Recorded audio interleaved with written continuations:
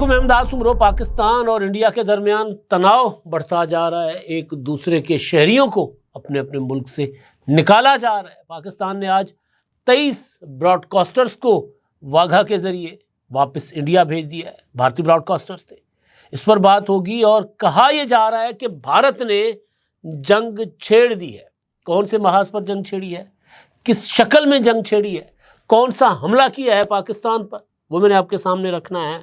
اور وزیر اعظم اور آرمی چیف نے آج للکارا ہے انڈیا کو، اور ساتھ ساتھ سفارتی محاذ بھی گرم ہو گیا ہے۔ تو ان سارے معاملات پر بات ہوگی، اور آغاز میں کر لیتا ہوں جی آج پاکستان میں پی ایس ایل کی کوریج کے لیے آئے ہوئے بھارتی براڈ کاسٹرز، 23 بھارتی براڈ کاسٹرز تھے، ان کو نکال دیا گیا ہے پاکستان سے واگھا بارڈر کے ذریعے، کیونکہ جو پہلگام دہشت گرد حملہ ہوا تھا اس کے بعد انڈیا نے بجائے کسی تصدیق تحقیق کے، کسی انویسٹیگیشن کے بجائے فیصلہ کر لیا تھا کہ پاکستان کے ساتھ سارے تعلقات ختم، سفارت خانے محدود کر لیے، تجارت بند کر دی۔ سندھ طاس معاہدے کو انڈیا نے ختم کرنے کا، معطل کرنے کا اعلان کر دیا۔ جواب میں پاکستان نے بھی اس سے کچھ بڑھ کر ہی اعلانات کر دیے، جس میں دوسرا اعلان جو بڑا اعلان تھا پاکستان کا، وہ انڈین ایئر لائنز کے لیے فضائی حدود بند کرنے کا اور پابندی لگانے کا۔ ایئر اسپیس پہ انڈیا کا کوئی سرکاری ایئر لائن ہو یا پرائیویٹ، وہ داخل نہیں ہو سکتے پاکستان کی فضائی حدود سے۔ پاکستان کے اس فیصلے سے ظاہر ہے انڈیا کو زیادہ نقصان ہوا ہے، جو انڈیا نے فیصلے کیے ہیں اس سے قدرے زیادہ۔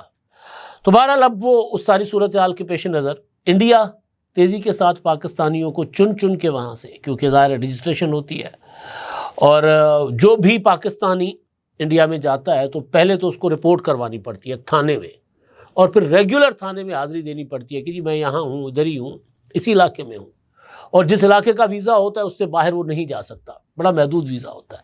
میں 2011 میں انڈیا سے ہو کے آیا ہوں، تو اندازہ ہے کہ کس طرح جو ہے وہ جاسوسی بھی کی جاتی ہے، ریکی بھی کی جاتی ہے۔ گو کہ ہم تو پریس کلب کے مہمان تھے، چنڈی گڑھ پریس کلب کے، لاہور پریس کلب کا ڈیلیگیشن گیا تھا۔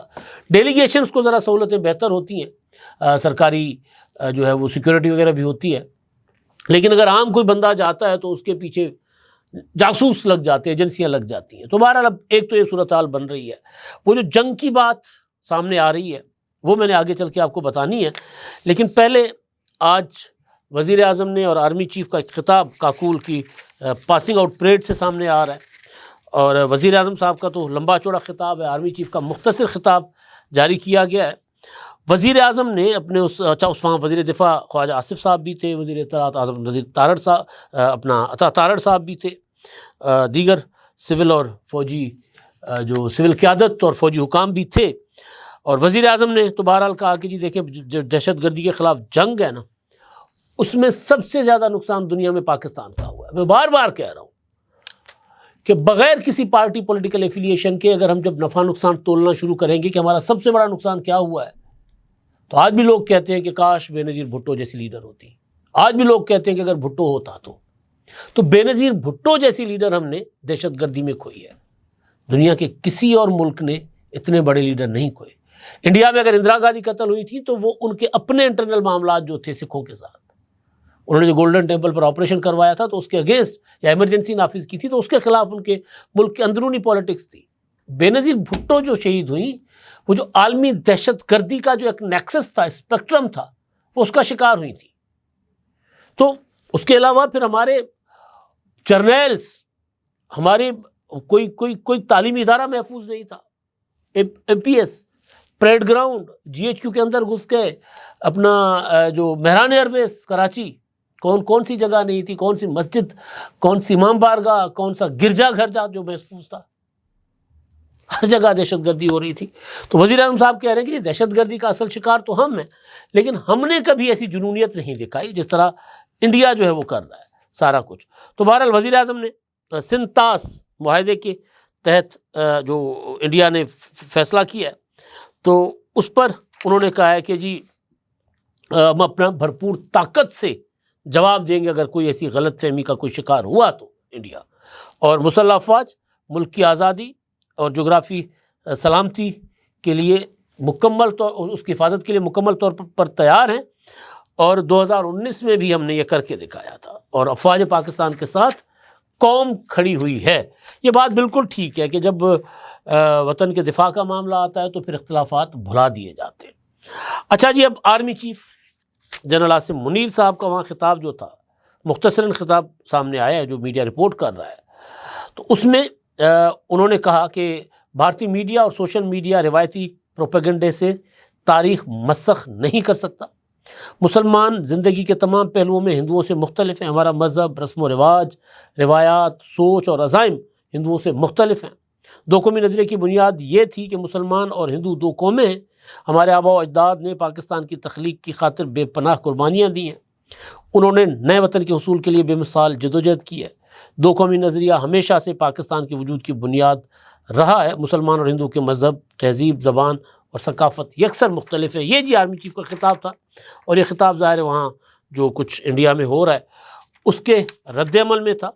لیکن ایک اور چیز جو وزیر اعظم صاحب نے پیشکش کی ہے، وہ جو خطاب تھا کاکول میں، اس میں انہوں نے جو ایک سارا کہ ٹھیک ہے جی جنگ ہے تو پھر جنگ سے ہی ہم تیار ہیں، لڑ لیں گے، پھر جڑا ڈاڈا دو بھی طاقتیں، کیا پتہ کون زیادہ تگڑا ہو، اور اس میں تو ظاہر ہے پہلے جو اٹیک کر لے پھر تو اگلے کو تو موقع نہیں ملتا، وار تو پھر ایک ہی ہونا ہے نا، وہ کریں گے ہم کریں گے، ایٹمی طاقت یہی ہوتا ہے۔ تو لیکن ساتھ ہی سینس پریویل کر رہی ہے، اور وزیر اعظم صاحب نے کہا ہے کہ جی ہم پہلگام کا جو واقعہ ہے نا، دہشت گرد حملہ، اس میں کسی بھی غیر جانبدار فورم پر انڈیا آئے، ہم تحقیقات میں شامل ہونے کو تیار ہیں۔ پیشکش کر دی ہے کہ آئیں مل کے کسی بھی غیر جانبدار فورم سے انویسٹیگیشن کروا لیں، تحقیقات کروا لیں، ہم تیار ہیں۔ یہی پیشکش 2010 یا 11 میں جب بمبے اٹیک ہوئے تھے، یا میرا خیال ہے 9 تھا شاید، جب بمبے اٹیک ہوئے تھے تو اس وقت بھی اس وقت کے وزیر اعظم یوسف رضا گیلانی صاحب نے کھلی پیشکش کی تھی کہ جی آئیں انویسٹیگیشن کریں، ہم تیار ہیں۔ بلکہ وہ تو تھوڑا سا آگے نکل گئے تھے، انہوں نے کہا تھا کہ ہم بھیج رہے ہیں، ٹھیک ہے جی انویسٹیگیشن کرتے، ہم اپنے DGISI کو بھیج رہے ہیں وہاں انڈیا۔ وہ بعد میں پھر کہا گیا کہ نہیں یہ مناسب نہیں ہوگا، تو حکومت اس فیصلے سے پیچھے ہٹ گئی۔ لیکن کیونکہ نیت صاف تھی، تناؤ نہیں چاہ رہے تھے، خطے میں جنگ نہیں چاہ رہے تھے، چاہے وہ والی حکومت تھی چاہے یہ والی حکومت ہے۔ یہاں تک کہ عمران خان کی حکومت میں دیکھیں 2019 میں جس کا بار بار ذکر کیا جاتا ہے، ابھینندن کو پکڑا گیا تھا، واپس کر دیا گیا تھا چائے پلا کے۔ اب بھی وزیر اعظم صاحب جو بات کر رہے ہیں اس میں ظاہر ہے اگر انڈیا جو الزامات لگا رہا ہے تو انہوں نے کہا کہ جی ہم تحقیقات میں تعاون کرنے کے لیے تیار ہیں، آپ ثابت کریں کہ اس میں پاکستان ملوث ہے۔ ادروائز جو بات اس دن خواجہ آصف صاحب نے اور اسحاق ڈار صاحب نے کی تھی، کل بلاول بھٹو زرداری نے کی تھی کہ بھئی آپ کا ابھینندن تمہارے پاس ہے نا، آپ تو دہشت گردی میں ملوث ہیں۔ ابھینندن کہہ رہا ہوں میں، وہ کلبھوشن، آپ تو دہشت گردی میں ملوث رہے ہیں۔ تو بہرحال یہ ساری صورتحال ہے۔ اب اس میں ٹرمپ نے، صدر ٹرمپ جو ہے انہوں نے کہا ہے کہ جی پاکستان اور انڈیا ذرا مل کر اس مسئلے کو بیٹھ کر حل کریں۔ سعودی عرب جو اس نے بھی جو ہے وہ رابطے شروع کر دیے ہیں پاکستانی حکام کے ساتھ۔ روس اور برطانیہ نے اپنے شہریوں کے لیے پاکستان سے متعلق ایڈوائزری جاری کر دی ہے، اور پاکستان میں روسی سفارت خانے کی جانب سے جاری انتباہ میں کہا گیا ہے کہ روسی شہری پاکستان کا سفر کرنے سے گریز کریں، کشیدگی کم اور صورتحال مستحکم ہونے تک روسی شہری پاکستان کا سفر نہ کریں۔ اور روسی سفارت خانے کے مطابق ہدایات پاک بھارت تعلقات میں کشیدگی اور بعض حکام کی جنگجویانہ بیانات کے تناظر میں یہ جاری کی گئی ہیں، یہ ایڈوائزری جاری کی گئی ہے۔ اس کے علاوہ پاک بھارت کشیدگی پر برطانیہ نے بھی اپنے شہریوں کے لیے ٹریول ایڈوائزری جاری کرتے ہوئے کہا ہے کہ برطانوی شہری بھارت اور پاکستان کی سرحد سے 10 کلومیٹر کے اندر سفر سے گریز کریں۔ اب یہ جو ایڈوائزری ہے نا 10 کلومیٹر کے اندر سے، یعنی کوئی زمینی حملہ بھارت کی طرف سے یا کوئی میزائل حملہ بھارت کی طرف سے پاکستان کی طرف ہو سکتا ہے۔ یعنی اس ایڈوائزری میں بھی پاکستان میں سفر سے کہا گیا کہ آپ ذرا احتیاط کریں۔ وجہ یہ کہ دنیا بھی جانتی ہے کہ پاکستان پہل نہیں کرے گا، اور ابھی تک جو ہوا ہے، چاہے وہ اپنا بمبے اٹیک تھے، چاہے پارلیمنٹ پر اٹیک تھے، پاکستان نے ہمیشہ یہی کہا ہے کہ جی آپ انویسٹیگیشن کر لیں، ہم تعاون کے لیے تیار ہیں۔ اب یہ جو ایڈوائزریز جاری ہو رہی ہیں وہ انڈیا کا جو جنگی جنون ہے اس کو مد نظر رکھتے ہوئے اس طرح کی جو ہے وہ ایڈوائزریز جاری کی جا رہی ہیں۔ میں نے سعودی کی بات کی تھی، تو سعودی عرب کے جو وزیر خارجہ ہیں انہوں نے اسحاق ڈار سے رابطہ کیا ہے اور بدلتی ہوئی علاقائی صورتحال پر مشاورت اور رابطے جاری رکھنے پر اتفاق کیا۔ اسحاق ڈار نے سعودی وزیر خارجہ پرنس فیصل کو ٹیلی فونک رابطے میں پاکستان کی قومی سلامتی کمیٹی کے فیصلوں سے آگاہ کیا اور بتایا کہ یہ فیصلے بھارت کی جانب سے یک طرفہ طور پر کیے گئے اقدامات کے نتیجے میں ہیں۔ بھارت کی جانب سے لگائے گئے بے بنیاد الزامات کو مسترد کیا اور کسی بھی جارحیت پر پاکستان کے سخت جواب دینے کی عزم کا اعادہ کیا۔ ترجمان دفتر خارجہ کے مطابق دونوں رہنماؤں نے بدلتی ہوئی صورتحال پر مشاورت اور رابطے جاری رکھنے پر اتفاق کیا ہے، اور ایرانی ہم منصب کو بھی اسحاق ڈار نے فون کیا ہے۔ ایرانی ہم منصب ہے سید عباس عراقچی، اور ان سے بھی صورتحال پر انہوں نے تبادلہ خیال کیا ہے۔ میرا خیال ہے ٹیلی فون کرنے کا وقت گزر گیا ہے۔ ڈار صاحب جہاز پکڑیں اور وہ جائیں تمام دوست ممالک میں، بتائیں انڈین ایگریشن کا، بتائیں کہ انڈیا کس طرح جنگی جنون میں مبتلا ہے، کس طرح وہاں ہوا دی جا رہی ہے اس پورے کے پورے جنون کو، تو وہ نکل جائیں اور پورے دنیا کو جا کر بتائیں کہ کیا ہو رہا ہے۔ اور ظاہر سفارتکاری کے ذریعے ہی مسائل حل ہوتے ہیں، اور اگر ہم اپنے گھر میں بیٹھ کر جو پیشکش کر رہے ہیں باہر جا کر بھی کر لیں۔ تو فون سے اب میرا خیال ہے کوئی زیادہ معاملہ آگے کے بیٹھ کر دوست ممالک جو ہیں ان کی حمایت بھی لیں، اور جو عالمی طاقتیں ہیں ان کو بھی کہیں کہ بھائی یہ اگر آپ نے ٹالنا ہے تو جنگی جنون کو اب ٹالیں، ورنہ پھر دیر نہ ہو جائے کہیں۔ اچھا جی، اب میں نے ایک ٹویٹر پر ویریفائڈ ایک اکاؤنٹ ہے ٹورزم پاکستان کے نام پر، اس پر میں نے ایک ویڈیو دیکھی ہے۔